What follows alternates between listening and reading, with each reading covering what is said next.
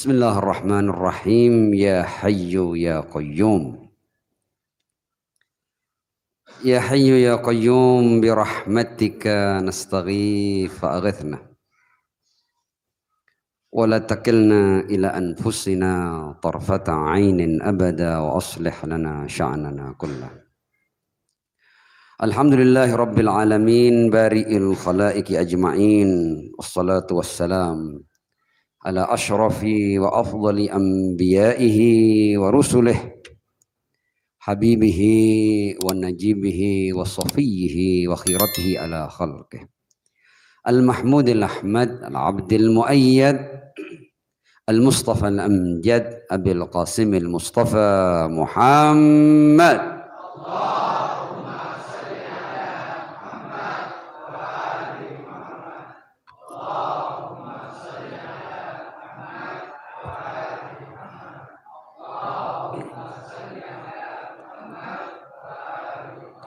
Wa ala alihi at-tayyibin at-tahirin al-ma'sumin wa ashabihi al-muntajabin siyama baqiyatillahi fil aradin najalallahu ta'ala farajahu syarif wa ja'alna wa jami'al mu'minin wal mu'minat wal muslimin wal muslimat min adba'ihi wa junudi amma ba'd. Para guru, para kiai, para alim yang saya muliakan, terkhusus sahibul majlis wal azza hadhihi al-laila fi hadzal makan, Bapak Kiai Musawwir, juga Bapak Kiai Matrawi, seluruh alim ulama, seluruh guru-guru, hadratis sada wal habaib, segenap pecinta ar-rasul dan keluarga sucinya, para sahabat setianya. Aqulu lakum jami'an assalamualaikum warahmatullahi wabarakatuh.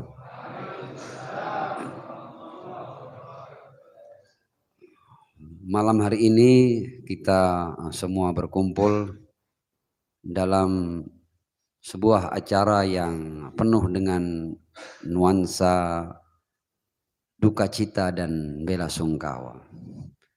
Duka cita atas terbunuhnya serta terbantainya darah daging ar-Rasul sallallahu alaihi wa alihi, cucu beliau yang bukan sembarang cucu, yang bukan sembarang keturunan, tapi seorang cucu yang mendapat predikat sebagai salah seorang dari pemuda penghulu ahli surga.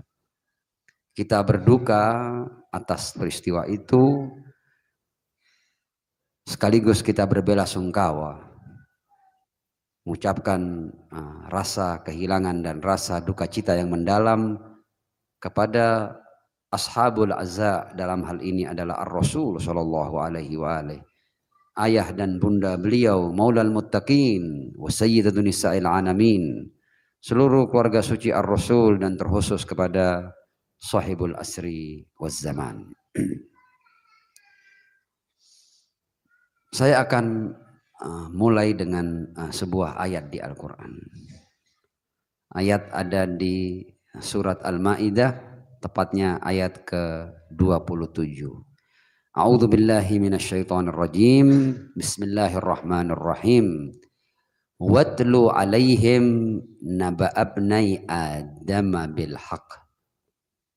Idz qarraba qurbanan fatuqabbala min ahadihima walam yutaqabbal minal akhar qala la aqtulannaka qala innama yataqabbalullahu minal muttaqin. Shadaqallahul aliyyul azim.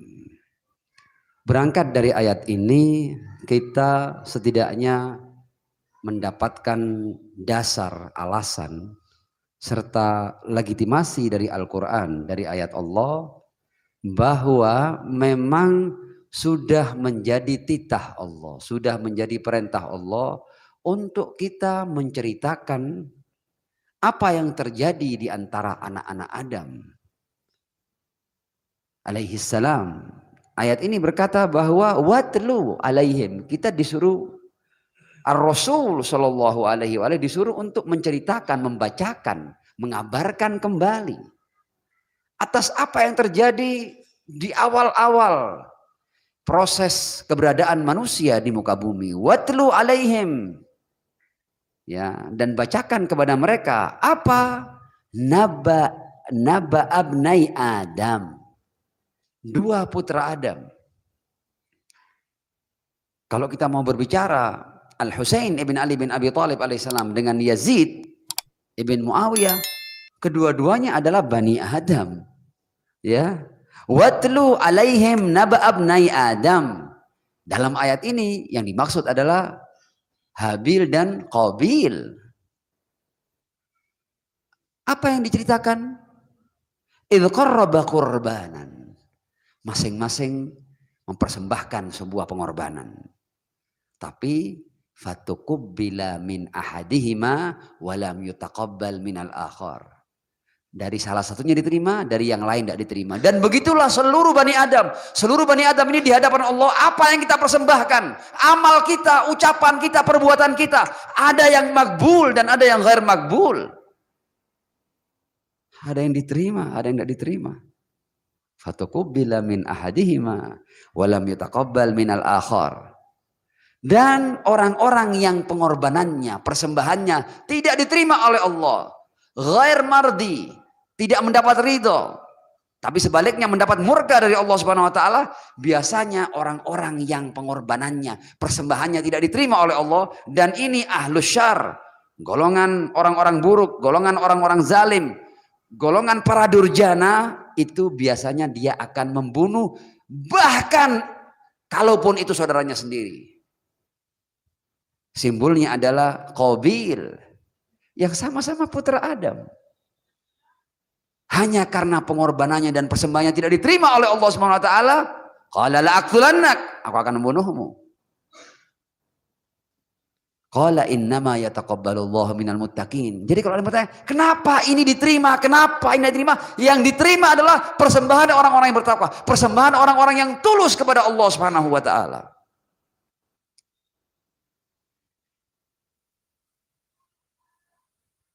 Kenapa harus diceritakan? Karena keduanya adalah putra Nabi. Sekarang kita akan melihat Al-Husain ibn Ali bin Abi Thalib alaihissalam. Bukankah dia putra Nabi? Dia putra Nabi sesuai ayat yang kita baca di Al-Quran. Qul ta'alau nad'u abna'ana wa abna'akum wa nisa'ana wa nisa'akum wa anfusana wa anfusakum summa nabtahil fanaj'al la'natallah 'alal kadhibin. Putra-putra Nabi. Dan bahkan kalau kita berbicara Al-Hasan dan Al-Husain, bukan hanya putra sembarang Nabi, tapi dia putra sebaik-baik Nabi. Apakah kemudian putra Adam itu boleh diceritakan dan diperintah untuk diceritakan, kemudian kita tidak boleh bercerita tentang putra-putra sebaik-baik Nabi, apa yang terjadi kepada mereka? Ini disuruh cerita karena ada yang membunuh. Ya, ada Qabil yang membunuh Habil dan harus diceritakan itu.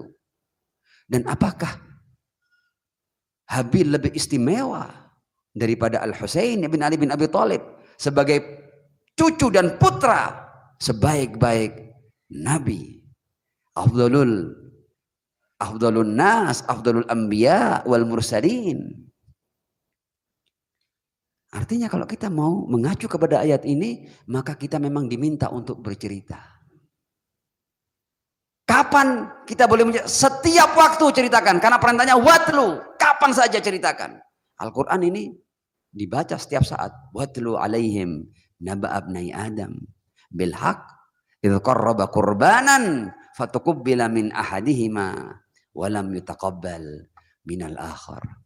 Jadi menceritakan apa yang terjadi di antara anak-anak Adam adalah perintah Al-Quran. Justru kalau kita tidak bercerita, kita melawan ayat Allah Subhanahu wa taala.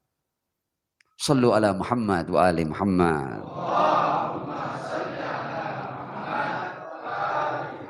Wa'ajjil farajahum. Saya jadikan ayat itu sebagai muqaddimah agar acara kita mempunyai dasar dari Al-Quran.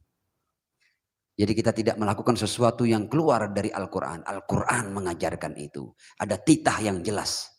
yang kita baca bersama di Al-Quran. Kita pada hari ini, pada masa ini, pada zaman ini dihadapkan pada sebuah fakta dan realita. Saya ulang ya, pada sebuah fakta dan realita. Ini saya mohon maaf ya. Ini banyak yang hadir ini lebih senang kalau dengar penceramahnya berbahasa Madura ya. Tapi apa daya, saya tidak bisa berbahasa Madura. Seandainya saya bisa, saya pasti akan berbicara dengan bahasa Madura. Suatu saat nanti ada enggak tempat kursus bahasa Madura Pak Yai? Insya Allah ada ya. Nah, tapi saya lihat tadi Pak Yai ketika berbicara dengan bahasa Madura, kayaknya memang bahasa Madura itu intonasinya lebih merdu, lebih syahdu begitu ya. Kayaknya lebih enak begitu ya. Tapi suatu saat nanti insya Allah saya belajar. Tapi kalau sekarang saya ngomong dengan kemampuan yang seadanya, saya takut nanti saya maksudnya ini, tapi yang Anda pahami maksudnya lain nanti. Shallu ala Muhammad wa ali Muhammad. Wa'ajil farajahum. Kita sekarang ini dihadapkan pada sebuah fakta dan realita. Fakta dan realita yang tidak ada duanya, yang tidak ada tandingannya, yang tidak ada taranya. Yaitu bahwa urusan terbunuhnya Al-Husain ibn Ali bin Abi Thalib alaihissalam ini menjadi sebuah peristiwa yang fenomenal dan monumental. Karena apa? Karena umat manusia di seluruh penjuru dunia itu tidak bisa melupakan apa yang terjadi kepada Al-Husain ibn Ali bin Abi Thalib. Faktanya dari waktu ke waktu urusan Al-Husain ini semakin besar dan tidak ada duanya.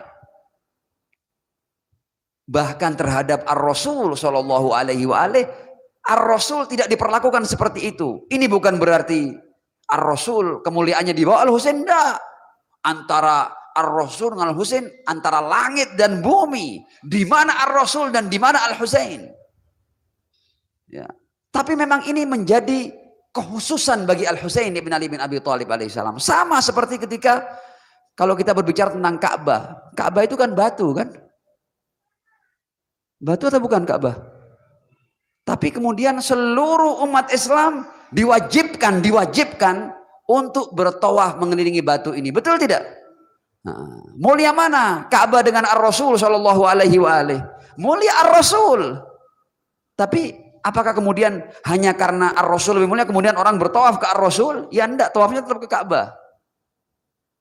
Sahih amla. Wa hatta Rasul bertawaf di Ka'bah. Ada kemudian di Ka'bah itu Hajar Aswad dicium. Ketika orang haji yang dicium apa? Hajar Aswad. Rasul pun ikut mencium batu itu. Karena sudah menjadi perintah Allah Subhanahu wa taala. Apapun yang menjadi perintah Allah itu yang kita lakukan. Kita tidak lagi tanya, ketika ini perintah Allah, lu itu batu, terserah mau batu, mau apa. Ya. Dan kenapa kemudian urusan memperingati Al-Husain, urusan darah Al-Husain, urusan terbunuhnya Al-Husain ini menjadi sesuatu yang besar? Ini yang akan kita jadikan tema kita bersama. Temanya insya Allah ziarah agung sepanjang masa. Kenapa ini menjadi ziarah agung? Dan kita dihadapkan pada fakta dan realita. Tidak ada orang memperingati 40 hari untuk orang yang sudah meninggal berabad-abad yang lalu kecuali untuk Al-Husain bin Ali bin Abi. Hanya dia. Kalau orang baru meninggal 40 hari yang lalu, arba'innya ada, 40 harinya ada. Tapi apakah di tahun berikutnya ada 40 harinya? Tidak ada. Hanya Al-Husain itu. Ini fakta. Dan justru di arba'innya ini, sekarang ini beberapa hari yang lalu peristiwa arba'in, orang berjalan, ya, ratusan, ada yang lebih dari 1000 kilometer, ya, berjalan kaki untuk berziarah kepada makam suci Al-Husain ibn Ali bin Abi Thalib alaihissalam. 21 juta itu yang terdaftar, yang tercatat, resminya 21 juta. Ini arba'innya orang yang meninggalnya 1383 tahun yang lalu. Karena peristiwa Karbala terjadi pada 61 Hijriah. Dan sekarang 1444 Hijriah. Sudah 1380 tahun yang lalu, 40 harinya Orang yang memperingati 40 harinya dari waktu ke waktu semakin besar. Dari mulai 1 juta, 2 juta, 3 juta, 4 juta. Sekarang 21 juta, itu pun yang terhitung. Kita tidak tahu yang tidak terhitung seperti apa. Apa ini? Kita ini dihadapkan pada sebuah fakta dan realita. Kita mau tahu kenapa?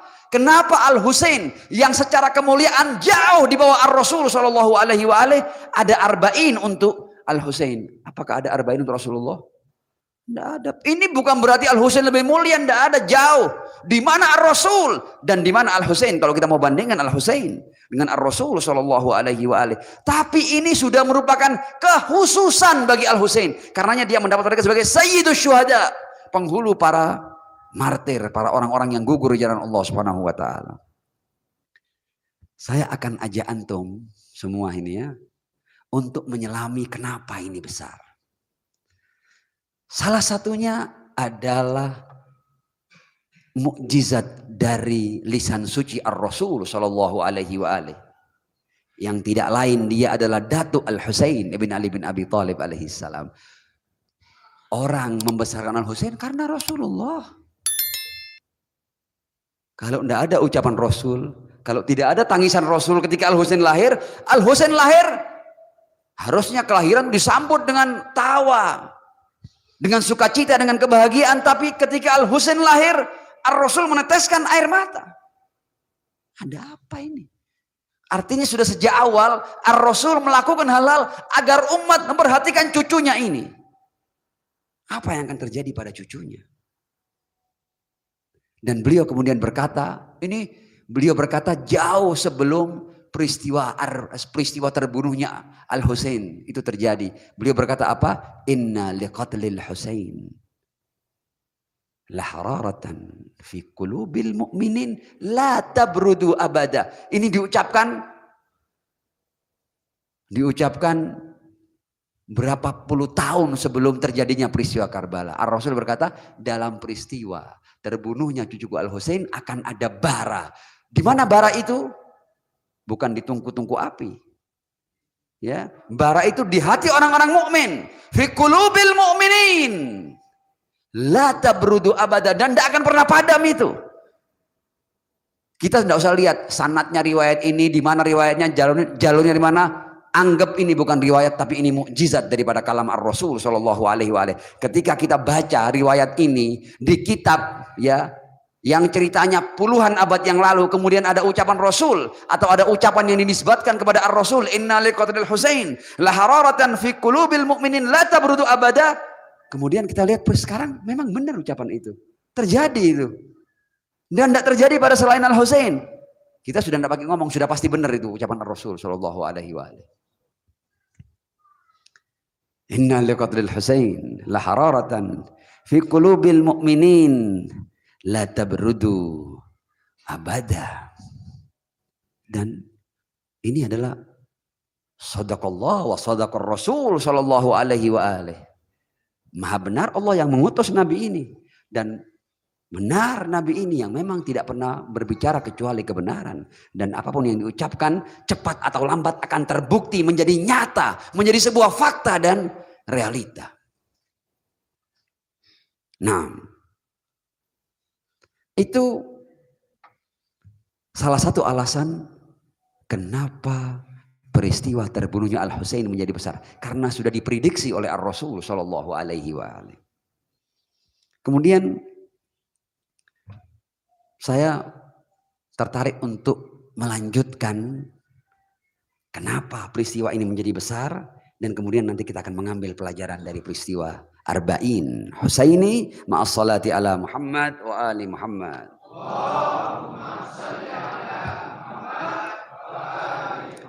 Wa ajil farajahum. Arba'in Husaini menjadi sebuah peristiwa yang fenomenal. Bukan hanya fenomenal, universal. Yang berjalan untuk Al-Husain, apakah orang Islam saja? Enggak.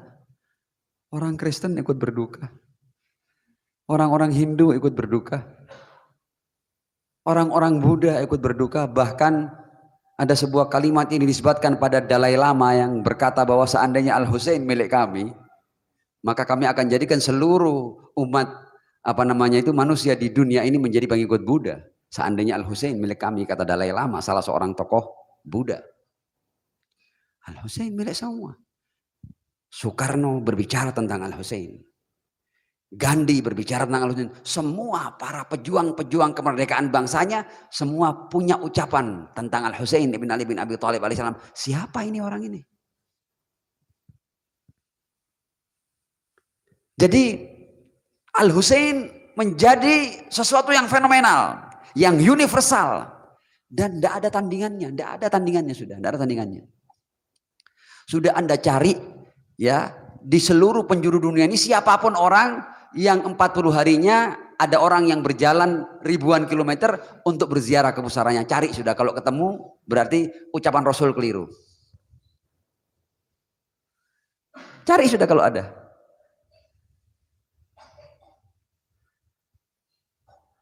Tapi peristiwa yang luar biasa ini, Al-Husain bahkan setelah sudah besar seperti ini masih mazlum. Al-Husain di zamannya ketika melawan Yazid alaihi la'inullah, pada zaman itu yang mengikuti Al-Husain hanya segelintir orang. Yang mengikuti pemuda penghulu ahli surga ini hanya segelintir orang, tidak lebih dari 100 orang. Menghadapi pasukan Khalifah Yazid yang ketika itu ribuan, bahkan sebagian berkata puluhan ribu. Ini orang yang dalam perjuangannya di masa hidupnya yang ikut tidak lebih dari 100 orang, tapi dari waktu ke waktu yang mengatakan labbaika ya Husain terus bertambah. Dan apakah antum tidak heran dengan kumpul-kumpul antum di desa Jambisari ini untuk Al-Husain ibn Ali bin Abi Thalib alaihissalam? Ada yang maksa, ada yang nyogok, ada yang ngasih duit untuk Anda buat acara ini. Dan acara ini bukan acara yang membuat kita senang-senang. Nah, ini kita menghadiri acara untuk kita berduka, untuk kita menangis. Ini sebuah keanehan. Tidak akan ada yang bisa menjelaskan. Jadi yang membuat Al-Husain besar adalah tangan gaib, dan tangan gaib itu adalah tangan Allah Subhanahu wa taala. Karena tidak ada yang bisa memberikan alasannya.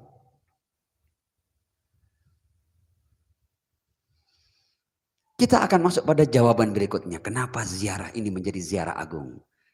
Kenapa memperingati syahadanya Al-Husain menjadi sebuah peristiwa besar? Yang pertama, ya, ini jawaban yang kedua. Yang tadi kan sudah ucapan Ar-Rasul Shallallahu Alaihi Wasallam. Jawaban berikutnya adalah karena Al-Husain ibn Ali bin Abi Thalib alaihissalam itu adalah sosok yang menyatu dengan agama ini. Jadi Al-Husain tidak bisa dipisahkan dari Islam.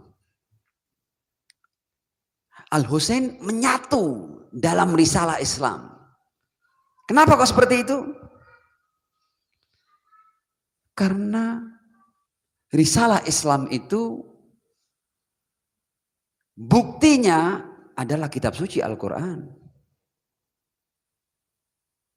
Dan kalau kita kembali kepada Al-Quran, Al-Quran ketika berbicara tentang Al-Husain, Al-Quran mengenalkan kepada kita manusia-manusia suci. Jadi kitab yang paling top, kitab yang paling sempurna, risalah akhir zaman yang tidak ada kitab suci lagi yang akan turun untuk umat manusia. Karena kitab suci ini dibawa oleh Khatamul Anbiya wal Mursalin, Sayyidul Anbiya wal Mursalin, sebagai risalah terakhir dan sempurna sudah. Al-yauma akmaltu lakum dinakum wa atmamtu alaikum ni'mati wa raditu lakumul Islam madina. Ketika kita membaca risalah yang paling sempurna ini, Al-Quran ini, kitab yang paling sempurna ini, Al-Quran hanya mengenalkan pasca Rasul, orang-orang suci itu hanya Ahlul Bait, tidak ada yang lain. Jadi menurut Al-Quran, siapa yang suci pasca Ar-Rasul? Hanya Ahlul Bait. Kalau ketemu ayat lain, kita juga pengen tahu siapa orang suci selain Ahlul Bait. Innama yuridullah liyudhiba ankumur risa ahlal bait wa yutahhirakum tadhira.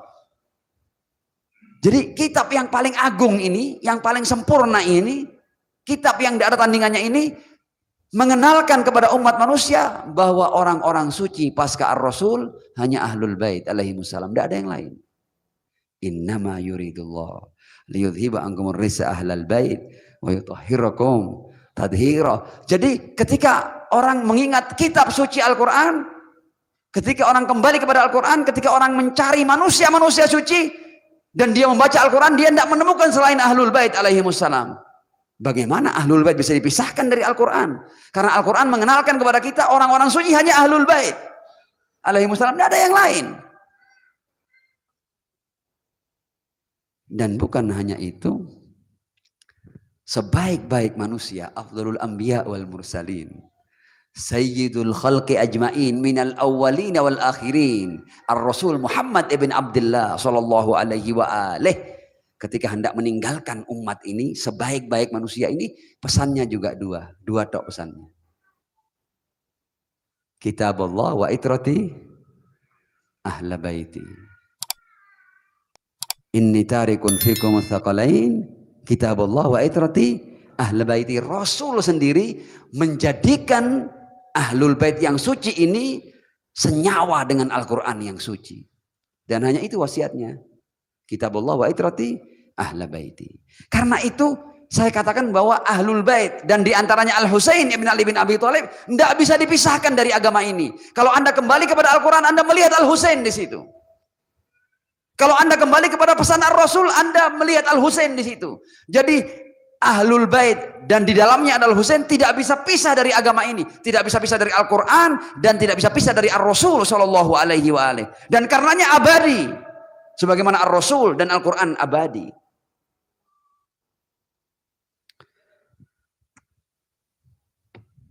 Saya akan tambah lagi sedikit. Al-Husain bukan hanya bersenyawa dengan agama, bukan hanya bersenyawa dengan Al-Quran, bukan hanya bersenyawa dengan Ar-Rasul sallallahu alaihi wa alihi, tapi Al-Husain juga bersenyawa dengan ritual yang paling penting dalam agama ini yang menjadi tiang agama, yaitu as-salah. Anda dalam sholat selalu bersama Al-Husain. Kita masih ingat ya syair Al-Imam Asy-Syafi'i radhiyallahu anhu ketika berkata, ya ala baiti Rasulillah hubbukumu. Wahai keluarga suci Rasul, mencintai kalian. Sengaja saya petik dari puisi mereka yang bukan sebagai tanda kutip pengikut ahlul bait. Beliau salah seorang tokoh dari ulama, saudara-saudara kita ahlu sunnah. Bagaimana seorang tokoh ahlu sunnah melihat ahlul bait dalam Islam? Dia berkata, ya ala baiti Rasulillah hubbukumu. Mencintai kalian fardun minallahi fil Qur'ani anzalahu. Jadi mencintai kewajiban loh. Bagaimana kita bisa melepaskan diri dari sesuatu yang kita diwajibkan untuk mencintainya? Tidak bisa lepas dari Al-Husain. Bagaimana umat ini bisa melepas dirinya dari Al-Husain kalau kemudian mencintainya adalah kewajiban dalam Al-Quran? Tidak bisa lepas. Karenanya kalau Anda mengusik manusia suci, Anda akan membuat goresan di hati orang-orang mukmin. Dan karenanya ketika Anda menggores hati orang mukmin, akan terus bara ini. La tabrudu abada. Ya ahla baiti Rasulillah hubbukumu fardun minallahi fil Qur'ani anzalahu yakfikum min azimil fahri annakum.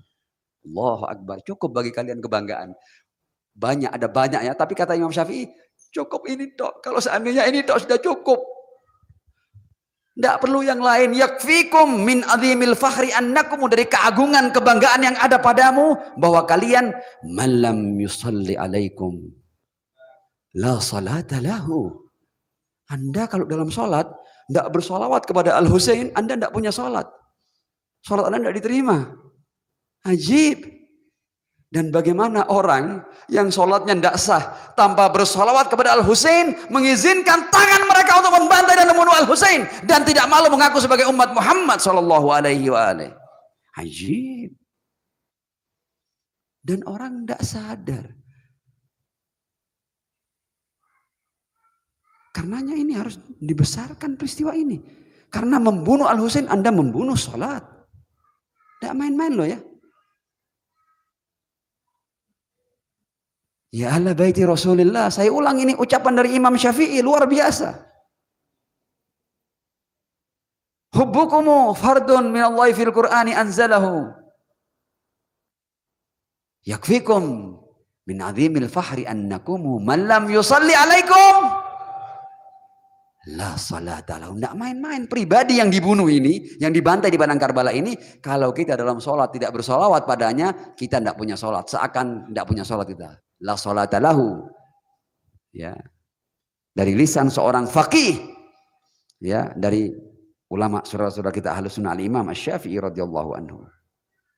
Jadi Imam Husain ini harusnya menjadi titik temu. Harusnya umat Islam bersatu dengan Al-Husain. Jangan umat Islam kemudian berpisahkan Al-Husain. Al-Husain milik semua. Milik semua orang mukmin, bukan milik kelompok tertentu. Karena semua orang mukmin sholat. Dan sholat tidak akan diterima tanpa bersolawat kepada Al-Husain. Karenanya Al-Husain mempersatukan kita. Dan dalam setiap sholat kita bersama Al-Husain ibn Ali bin Abi Thalib alaihi salam. Dan bagaimana bisa padam bara atas seseorang yang kalau kita tidak bersalawat padanya kemudian sholat kita tidak diterima. Karenanya Al-Husain mau tidak mau akan membesar dari waktu ke waktu. Al-Husain bagian daripada cahaya Allah Subhanahu wa taala. Kita masih akan lanjut. Masih semangat kan? Sallu ala Muhammad wa ali Muhammad.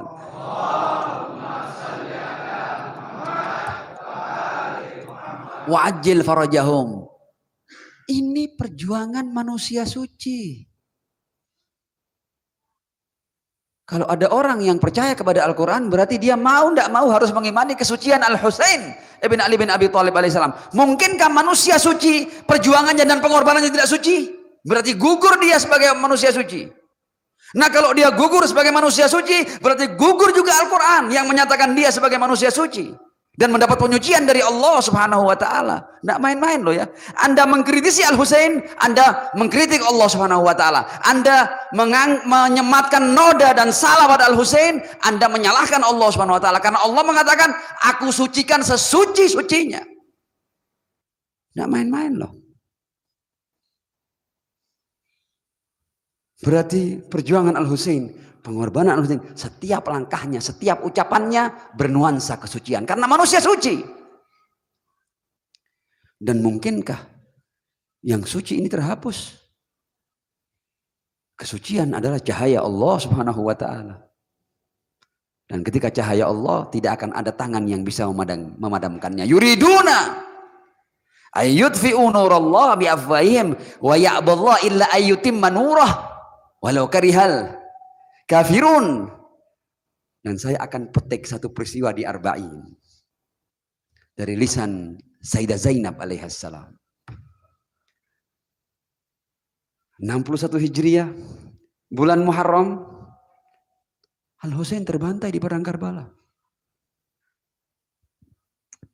Anak-anaknya semuanya gugur. Ali Al-Akbar, putra beliau yang wajahnya mirip dengan Ar-Rasul Shallallahu Alaihi Wasallam, sudah dirobek-robek muka itu. Al-Husain kepalanya dipisahkan dari tubuhnya. Bayi beliau Ali Al-Asghar juga kerongkongannya dalam keadaan haus ditancap dengan anak panah bercabang 3. Di padang Karbala, saudara Al-Husain Al-Abbas, kedua tangannya dipisahkan dari tubuhnya. Kepalanya dihantam oleh besi dan merekah kepala itu. Kalah Al-Husain kalau secara fisik di padang Karbala, kalah, hancur. Masing-masing keluarga dan pasukannya masing-masing dipisahkan kepala dari tubuhnya. Bahkan anak-anak yang sempat gugur dan sempat dikuburkan, mereka gali kembali untuk kemudian mereka pisahkan kepala dari tubuhnya. Silahkan baca sejarah. Ini sejarah cucu Nabi Anda. Kita ini setiap tahun memperingati sejarah pahlawan-pahlawan kita, dan memang berhak para pahlawan yang berjuang itu untuk kemudian kita peringati setiap tahun, setiap saat kita peringati. Bagaimana dengan manusia suci yang merupakan cucu Ar-Rasul Shallallahu Alaihi Wasallam? Apakah dia tidak berhak untuk diperingati perjuangan dan pengorbanan sucinya? Kita berpikir dengan akal yang seperti apa, logika yang seperti apa?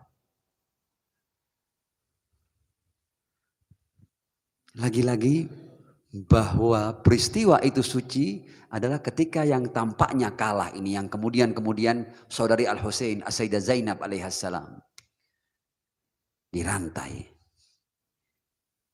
Al-Imam Ali Zainal Abidin yang ketika itu sakit juga dirantai dengan belenggu, dan kemudian digiring, diarak dari Karbala menuju Kufah, dari Kufah menuju Syam di mana Yazid berkuasa di sana. Ada ucapan Sayyidah Zainab yang sekarang menjadi kenyataan. Sayyidah Zainab sudah melihat tahun 1444 Hijriah ini. Sayyidah Zainab sudah mampu melihat puluhan abad ke depan. Yang ketika itu semua orang sudah, sementara mereka berpesta pora setelah mereka berhasil membantai cucu Ar-Rasul Shallallahu Alaihi Wasallam, Sayyidah Zainab sebagai pemenang dia berkata di istana Yazid, dia katakan sebagai keluarga yang kakaknya dibantai di Karbala, seluruh pasukannya habis semuanya. Hanya tinggal para wanita, anak-anak, dan Al-Imam Ali Zainal Abidin yang sedang sakit ketika itu. Kalaupun tidak sakit akan terbantai juga yang Ali Zainal Abidin. Tidak tersisa dari laki-laki. Hanya tinggal para wanita, kalah. Dalam peperangan kalah. Bagaimana tidak kalah? Sekian puluh orang menghadapi ribuan orang, bahkan puluhan ribu orang. Ya, tapi kita lihat apa yang diucapkan oleh Sayyidah Zainab di istana Yazid ketika itu. Sayyidah Zainab memberikan kata-kata sebagai pemenang. Dia berkata kepada Yazid, "Kit kaidak, was asa'yak, wa nasib juhdak." Kalau kita mau terjemahkan ini, ya, wahai Yazid, lakukan apa yang bisa kamu lakukan. Maksimalkan tipu dayamu, tipu muslihatmu. Ya, daya upayamu, silakan apapun yang hendak engkau lakukan terhadap kami keluarga Rasul, lakukan sudah. Apa kamu kira kamu menang? Ini setelah terbunuh loh ya, setelah Al-Husain terbunuh loh ya. Sayyidah Zainab berkata, "Kit kaidak wasa'ayak wa nasib juhdak." Kata-kata ini yang kemudian mukjizat dari Sayyidah Zainab. Fa wallahi la tamhu dzikrana. Demi Allah kamu tidak akan menghapus sebutan kami. Dan terbukti sekarang Sayyidah Zainab sudah bisa melihat puluhan abad yang akan datang, bahwa dia dan abangnya yang melakukan perjuangan serta pengorbanan suci akan abadi dan akan berkobar dari masa ke masa. Wallahi la tamhu dzikrana wa la tumitu wahyana, dan kamu tidak bisa memadamkan wahyu kami.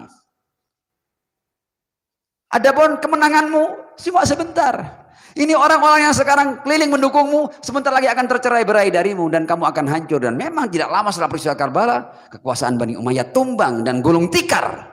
Hilang mereka. Al-Husain, Sayyidah Zainab, para syuhada yang gugur bersama Al-Husain setiap saat mendapat puja-puji dari umat manusia, dari seluruh insan-insan merdeka di seluruh penjuru dunia, dari waktu ke waktu sampai sekarang. Sampai sekarang ada orang yang meneteskan air mata, mengayunkan puluhan, ratusan, bahkan lebih dari 1000 kilometer untuk mengucapkan salam duka dan salam cinta kepada Al-Husain. Sementara Yazid setiap saat mendapat laknat dan kutukan dari umat manusia. Wallahi la tamhu dzikrana wa la tumitu wahyana. Zainab sudah bisa melihat itu. Sama seperti Ar-Rasul. Ar-Rasul lebih hebat lagi. Sebelum terjadi peristiwa inna liqatil Husain la hararatan fi qulubil mu'minin la tabrudu abada. Sayyidah Zainab setelah terbantai betul di istana Yazid berkata, "Kit kaidak was asa'yak wa nasib juhdak fa wallahi la tamhu dzikrana wa la tumitu wahyana." Nah, itu yang menjadikan kenapa pengorbanan dan perjuangan suci Al-Husain menjadi besar. Selanjutnya kita masih akan masuk pada poin-poinnya, untuk kemudian cepat saja saya sampai pada kesimpulan supaya waktu tidak terlalu malam. Ma'assalati ala Muhammad wa ali Muhammad.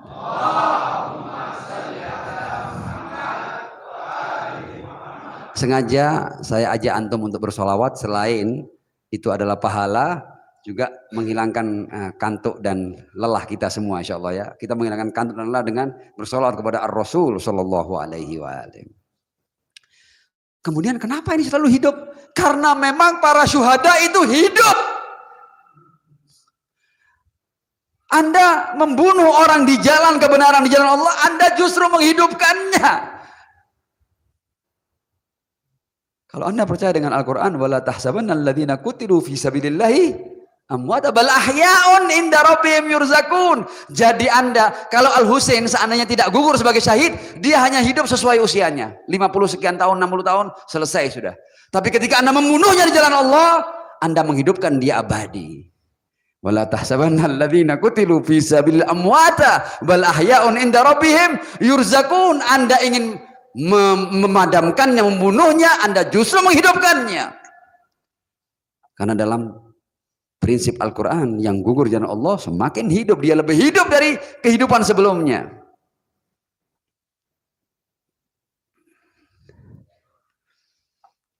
Saya masih akan tambah lagi. Masih siap dengar tambahannya? Shallu ala Muhammad wa ali Muhammad.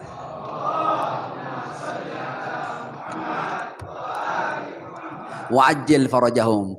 Anda itu ketika membunuh orang baik, itu seluruh alam semesta berduka. Semesta berduka. Ketika Anda membunuh Al-Husain di jalan Allah, Anda membuat semua yang ada ini menangis. Saya akan bacakan riwayat, tapi akan saya kuatkan dengan Al-Quran. Tapi saya baca riwayatnya dulu ya, supaya kok kayaknya apa iya? Apa tidak berlebihan keyakinan seperti ini? Biar dulu begitu, ketika ada ayatnya, semua akan bungkam nanti. Sahih amla? Belum sahih kan, saya belum cerita. Al-Imam Ja'far As-Shadiq alaihissalam pernah berkata kepada salah seorang perawi, ya Zurarah, wahai Zurarah, inna sama'a bakat alal Husain alaihissalam arba'ina sabahan ad-dam. Wahai Zurarah, setelah mereka membunuh Al-Husain, langit itu menangis darah selama 40 hari. Wa innal arda bakat arba'ina yawman bisawad. Bumi juga berduka, menangis dengan kabut hitam selama 40 hari. Wa inna syamsa bakat arba'ina sabahan bil kusuf wal humrah.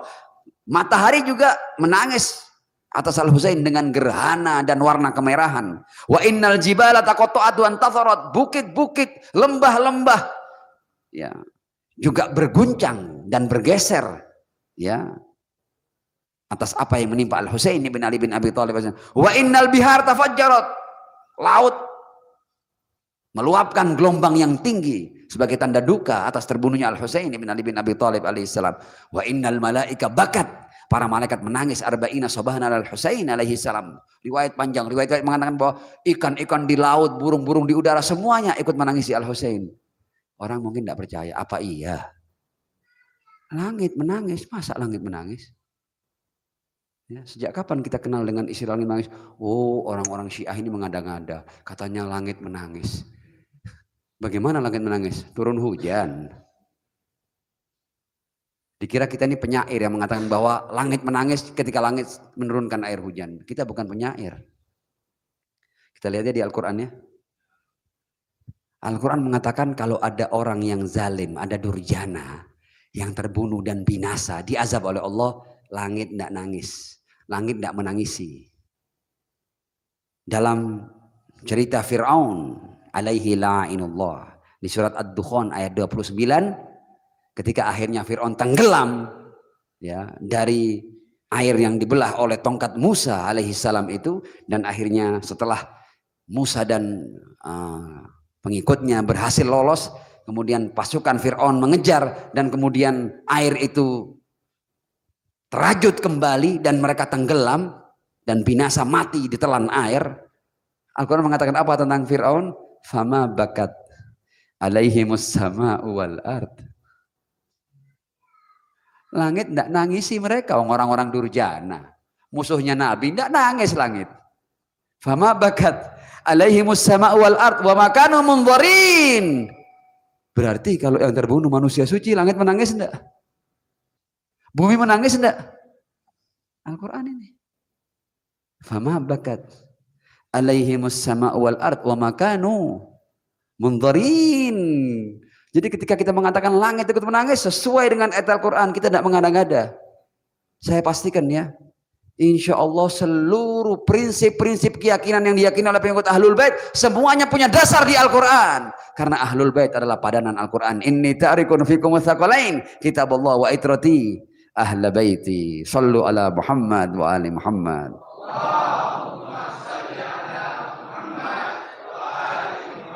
Wa'ajjil farajahum. Dan kenapa ziarah ini menjadi besar selain apa yang telah kita sebutkan tadi itu? Ternyata dalam riwayat-riwayat kita bahwa seluruh nabi ini sudah menangisi Al-Husain sebelum terbunuhnya Al-Husain. Tidak percaya? Dalam riwayat-riwayat surah kita Ahlu Sunnah, mereka bercerita tentang tangisan Ar-Rasul. Kalau Afdalul Anbiya wal Mursalin menangis untuk Al-Husain, apakah nabi-nabi yang lain tidak ikut dengan Ar-Rasul? Pasti ikut dengan Ar-Rasul, ada di belakang Rasulullah semuanya. Ya, kalau kita apa namanya itu tarhim itu kan Ustadz ya, tarhim itu imamnya para nabi siapa? Wa antal imamu. Siapa yang imamnya para nabi? Ar-Rasul Muhammad. Jadi apapun yang dilakukan oleh Muhammad sallallahu alaihi wasallam, seluruh nabi mengikutinya karena imam para nabi dan para rasul adalah Ar-Rasul Muhammad sallallahu alaihi wasallam. Jadi kalau Ar-Rasul menangisi Al-Husain, seluruh Nabi dan Rasul menangisi Al-Husain. Dan karenanya Al-Husain besar. Karena manusia-manusia termulia ikut menangisi Al-Husain. Selain semesta juga berduka atas apa yang menimpa Al-Husain ibn Ali bin Abi Thalib alaihissalam binasil Quran. Bagaimana ziarah ini menjadi tidak agung? Kalau yang terlibat dengan darah Al-Husain itu adalah manusia-manusia suci. Di antaranya para Rasul, para nabi dan para imam suci alaihimussalam. Dan para nabi dan para rasul ini punya umat, punya pengikut. Pastilah umatnya mengikuti apa yang dilakukan oleh nabinya. Karenanya kalau Ar-Rasul menangis untuk Al-Husain, seluruh yang benar-benar umat Muhammad pasti akan mengikuti jejak Ar-Rasul sallallahu alaihi wasallam, akan meneteskan air mata juga untuk Al-Husain ibn Ali bin Abi Thalib alaihissalam. Dan terbukti sekarang ini jumlahnya sudah tidak terbendung lagi, semua menangis untuk Al-Husain ibn Ali bin Abi Thalib alaihissalam. Para pecinta terlibat dalam kedukaan bersama Al-Husain. Terlibatnya apa? Dengan ziarah, dengan doa, dengan membuat puisi, maktam-maktam tadi. Itu salah satu anak-anak kita tadi baca. Undanglah kami semua untuk bisa sudah menjadi bagian daripada kehidupan orang-orang beriman. Tidak bisa tidak, dan itu di seluruh dunia dalam berbagai macam bahasa. Dalam kultur Indonesia ini Imam Husain hidup di mana? Di perayaan Tabut, di Padang Pariaman, ya, dalam tarian saman yang ada tepuk dadanya itu semuanya untuk Al-Husain itu. Hasan dan Husain, cucu-cucune Nabi. Dalam tradisi Aceh, di mana-mana Al-Husain menjadi kultur di masyarakat Indonesia. Para ulama kita ini kalau ada pagebluk, ada bencana yang tidak bisa ditanggulangi, mereka sudah tidak berdaya, ya. Mereka bertawasul. Tawasul dengan apa? Li khamsatun udfi biha harral waba'il hatima al-Mustafa wal Murtadha wa ibnahuma wa Fatima. Minta tolong dengan Al-Husain. Mana mungkin Anda akan menghapus Al-Husain dari benak orang-orang beriman? Tidak ada, sudah bagian daripada kultur ini. Tidak bisa dipisahkan Ahlul Bait dari umat Islam. Jadi para pengikut dan para pecinta terlibat erat, punya ikatan yang erat, jalinan yang kuat dengan keluarga suci Ar-Rasul sallallahu alaihi wasallam. Dan ziarah Arba'in itu dimulai oleh keluarga dan 1-2 sahabat Ar-Rasul. Dan di antara yang memberikan pelajaran, bukan dari kalangan keluarga ya, dari kalangan sahabat Ar-Rasul untuk menziarahi Al-Husain di Yaumul Arba'in adalah sahabat besar Ar-Rasul yang bernama Jabir ibn Abdullah Al-Ansari, yang berziarah kepada Al-Husain di hari Arba'in pertama radhiyallahu anhu. Dan saya tidak segan-segan untuk mengatakan untuk sahabat yang mulia ini alaihi salam, sahabat Nabi luar biasa. Dia pelopor ziarah arba'in. Nah,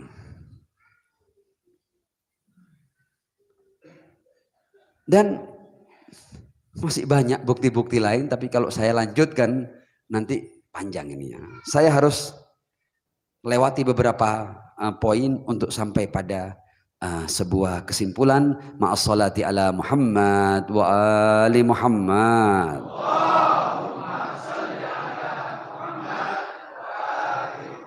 Wa'ajil farajahum. Kita umat Islam ini jangan lama menjadi bodoh.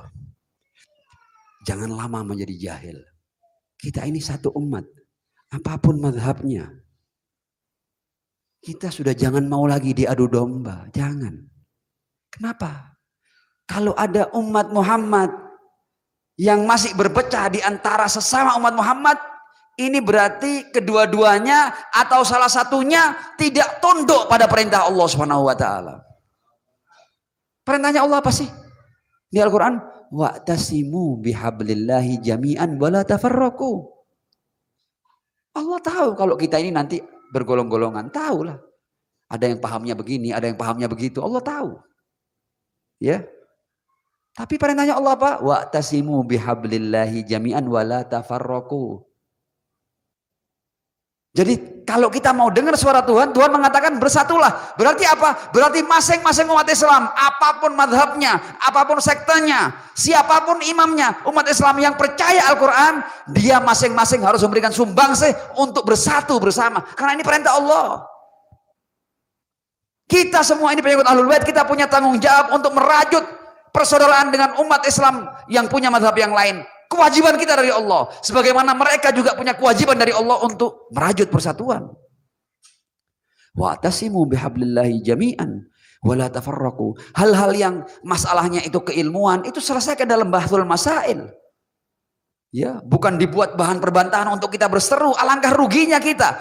Karena suara Tuhan, kita ini mau ikut hanya ada dua suara, ada suara Tuhan, ada suara setan. Kalau suara Tuhan, masing-masing kita bertanggung jawab untuk memberikan sumbangsi bagaimana caranya kita bersatu.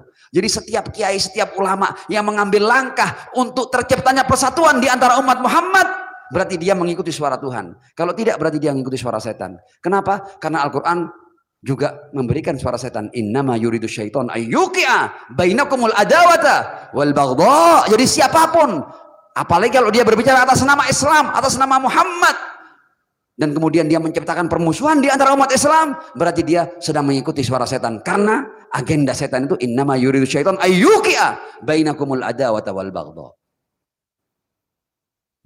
Jadi semua umat Islam, apapun mazhabnya, tidak peduli Syiah, tidak peduli Sunni, tidak peduli Anda ikut Imam Syafi'i, Imam Ja'far kah, Imam Malik kah, Imam Syafi'i kah, tidak peduli, Anda semua mendapat perintah dari Allah untuk merajut persatuan. Tugas kita semua itu.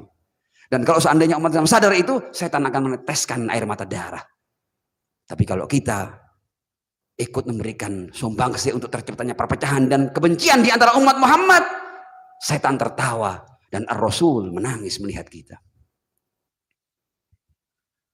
Hanya ada dua suara. Suara Tuhan yang memerintahkan kepada kita untuk menjalin dan menjaga persatuan, dan ada suara setan yang memang agendanya untuk menciptakan permusuhan dan kebencian di antara umat manusia. Terserah kita. Kita mau labbaik kepada suara Tuhan atau labbaik kepada suara setan.